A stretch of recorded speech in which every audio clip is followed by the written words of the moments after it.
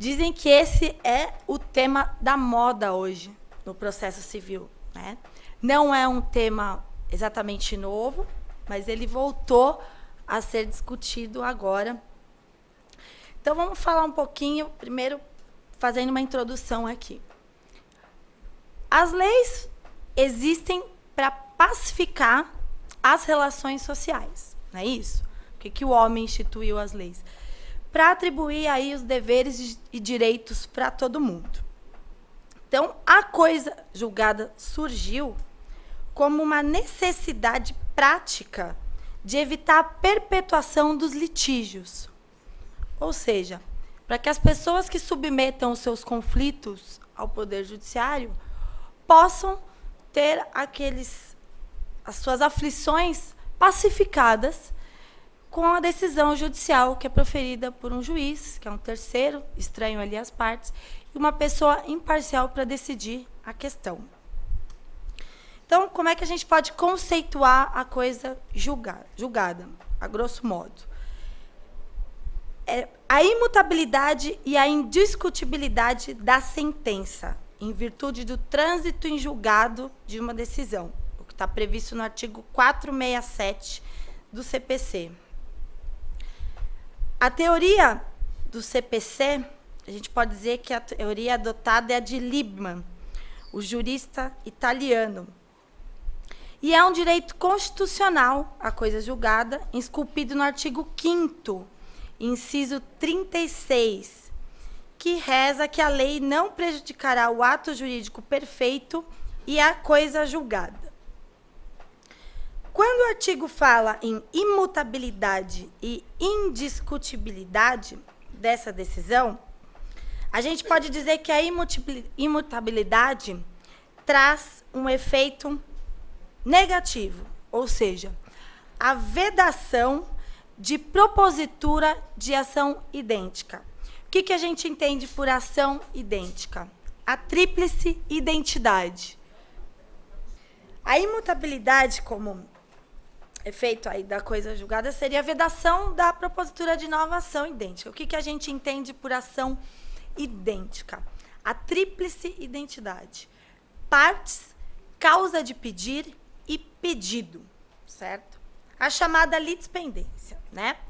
Não pode haver duas ações tramitando ao mesmo tempo, com as mesmas partes, pedido e causa de pedir. Seria o chamado efeito negativo da imutabilidade.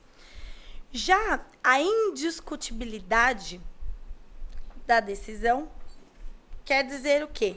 Que a decisão proferida acerca de determinada matéria ou assunto dentro de um processo não pode ser rediscutida em outro processo.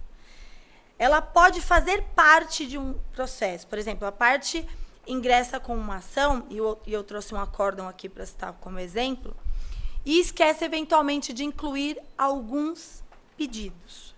Então, formou ali, vamos dizer, uma coisa julgada parcial com relação àquela causa de pedir. E aí o acórdão que eu vou trazer para vocês daqui a pouco vai ilustrar bem essa situação, certo? E o que faz coisa julgada? Quais são os efeitos aí? Trânsito em julgado. O que é o trânsito em julgado, que efetivamente forma ali a coisa julgada? É a impossibilidade da interposição de recurso. Seja porque a decisão é irrecorrível, não cabe recurso, porque decorreu o prazo, ou porque a parte aqueceu ou não quis. Ou seja, transitou em julgado, não cabe mais recurso. E a doutrina divide a coisa julgada de duas formas. A coisa julgada formal e a material. O que se entende por coisa julgada formal? Seria aquela coisa julgada, a imutabilidade da sentença, que produz efeitos no processo, o que a doutrina chama de eficácia endoprocessual. E parte da doutrina entende até que a coisa julgada formal não existe, que ela é uma espécie de preclusão. Ou seja, porque é uma sentença, foi proferida no processo, não pode se proferir nova sentença, ou seja, precluiu aquele ato judicial de julgar aquele processo. E que a coisa julgada, como entendida como material, sim, seria de fato a coisa julgada, que é aquela que traz efeitos fora do processo. Ou seja, a decisão é imutável e indiscutível, não só naquele processo em que ela foi proferida, mas também para qualquer outro. Não pode mais se discutir acerca dessa decisão. Agora a gente vai falar dos limites da coisa julgada. O que seriam os limites? A doutrina divide os limites em objetivos e subjetivos. Ou seja, o que faz coisa julgada e quem é atingido pela coisa julgada. Os limites objetivos vão nos trazer o que forma coisa julgada. A sentença é dividida em 3 partes: relatório, fundamentação e dispositivo. Quando o juiz vai julgar o processo, ele faz um resumo da ação, tudo aquilo que a parte pleiteou, às vezes faz um resumo daquilo que foi arguido em defesa, do que se passou na instrução processual. Esse é o relatório da sentença. Depois ele passa a decidir fundamentando. Fundamentação é o quê? Dispositivo da lei.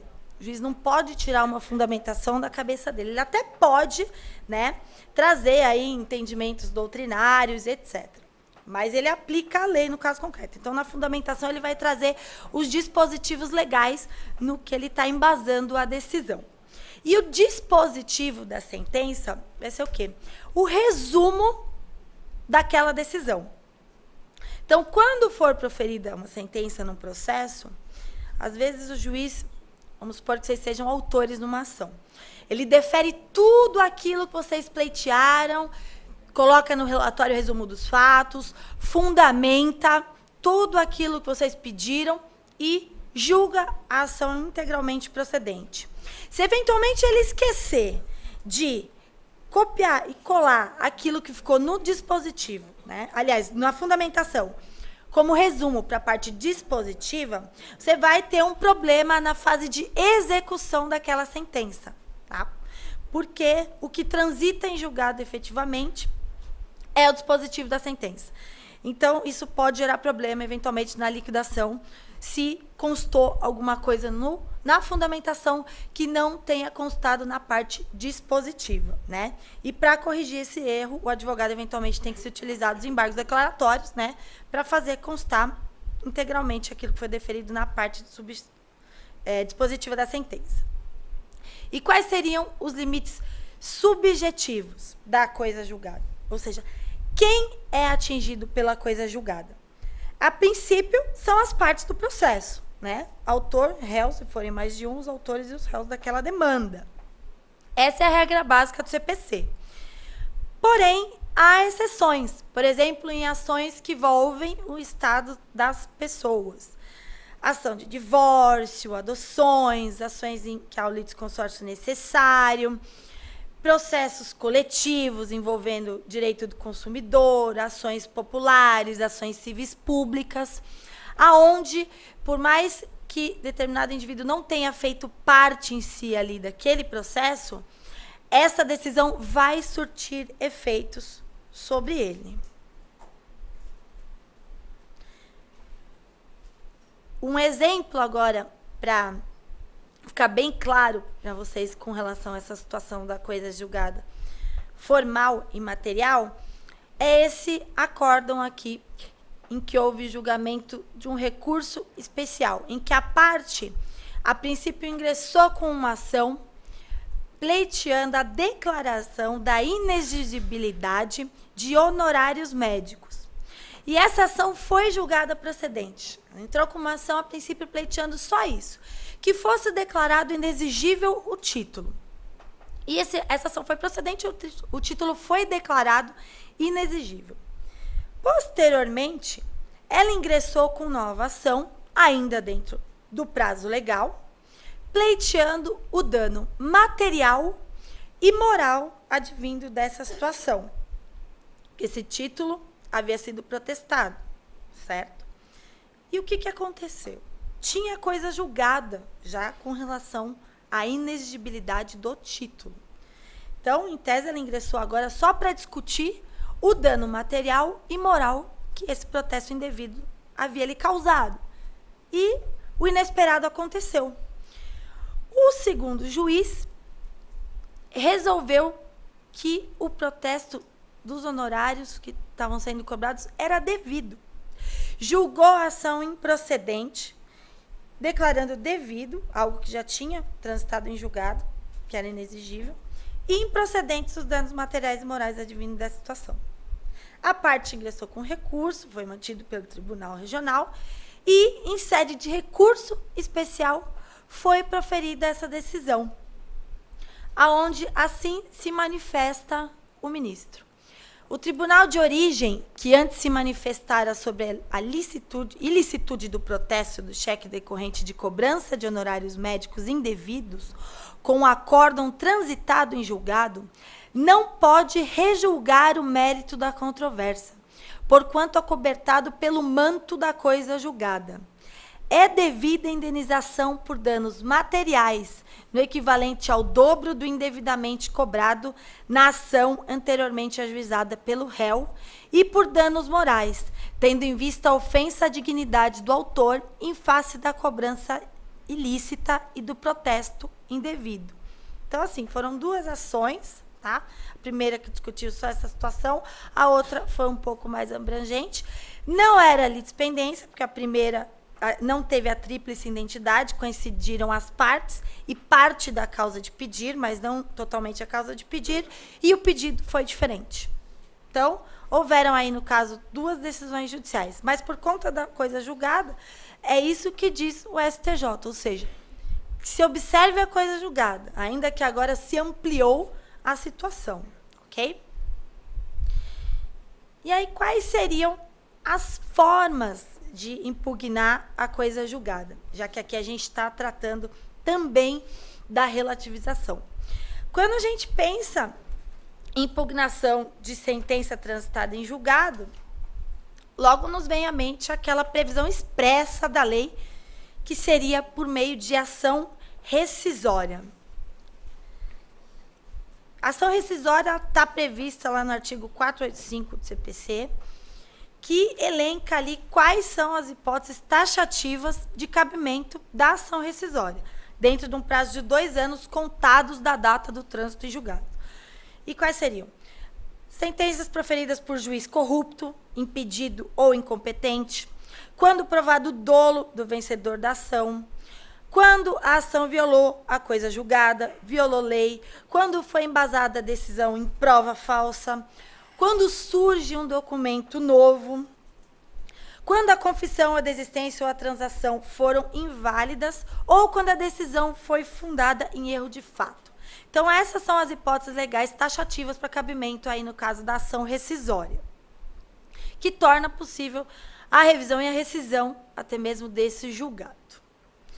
Contudo, apesar dessa única expressa aí previsão legal, vem ganhando força essa corrente doutrinária que sustenta a relativização da coisa julgada em outras hipóteses, ainda que tenha se passado o prazo da ação rescisória.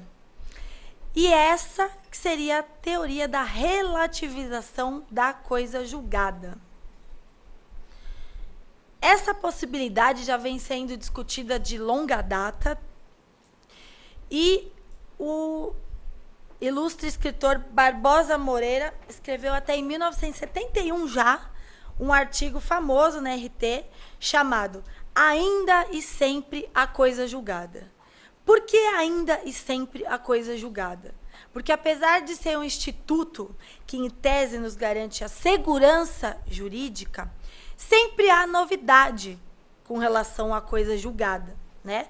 Como agora que se discute tanto agora a teoria da relativização. Então, sempre muda. Como tudo no direito, nada é estático. E o que seria efetivamente essa relativização da coisa julgada? Os que defendem essa corrente doutrinária dizem que a gente pode relativizar uma decisão, ainda que passados 2 anos do prazo da ação rescisória, em hipóteses excepcionais, ou seja, em que há repugnância da decisão no mundo jurídico. Uma decisão que pode se considerar injusta, entre aspas, né?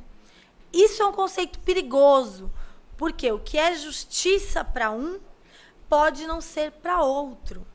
Aquela parte que teve lá atrás o seu pleito atendido, que estava tranquilinha, porque transitou em julgado, passaram-se os 2 anos da ação rescisória, então ninguém mais me incomoda. A justiça falou que é meu, né? Então, é um instituto perigoso e não há unanimidade sobre essa questão, gente. É muito discutido isso, tanto na doutrina quanto na jurisprudência. Os grandes juristas se dividem com relação à possibilidade ou não. Até trouxe aqui para vocês o nome dos grandes, maiores defensores aí da possibilidade, que seria o Cândido Rangel Dinamarca e Teresa Arruda Alvim, a favor da relativização da coisa julgada, e contra Barbosa Moreira e Nelson Neri. E quais seriam os instrumentos para a gente relativizar a coisa julgada? Já que a lei, em tese, prevê aí a ação rescisória, para a gente discutir um julgado. Como não tem um dispositivo legal específico, né?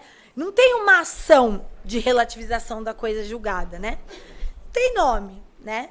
Quando não tem nome, o advogado vai procurar o quê?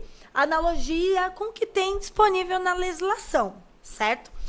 Tem 2 artigos novos entre aspas, né? 2001 e 2005, com as 2 alterações do CPC, em que houve alguma alteração quando trata de execução contra a fazenda pública, certo? Seria o 741, parágrafo único do CPC, e o 475L, parágrafo 1º do CPC. Esses 2 artigos têm sido os embasadores aí daqueles que defendem a possibilidade de relativização da coisa julgada, certo? E aí, quais seriam as formas no papel para a gente tentar relativizar isso? Ação rescisória, ainda que esgotado o prazo de 2 anos, a gente poderia ingressar com ação rescisória, né? Justificando que passou-se o prazo de 2 anos, no entanto, eu estou embasando, né? Fundamentando ali a minha ação rescisória nas hipóteses aí de relativização, ou seja, se o processo estiver em fase de execução, através de embargos à execução ou exceção de pré-executividade, através de uma ação declaratória, até mesmo da inexistência de coisa julgada, né? Invocando até mesmo, se for o caso, um instituto da querela nullitatis, ou seja, que é quando ocorre aquele vício insanável dentro do processo, geralmente defeito ou ausência de citação, que autoriza a qualquer tempo que seja anulado esse ato processual, que é um vício insanável.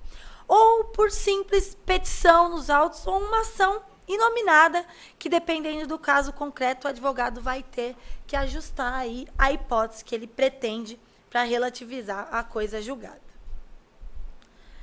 O exemplo aqui que eu trouxe para vocês de acordo em que do STJ também, em que houve relativização da coisa julgada, não é um exemplo tão novo, é um acórdão relativamente antigo, mas que ilustra bem aqui.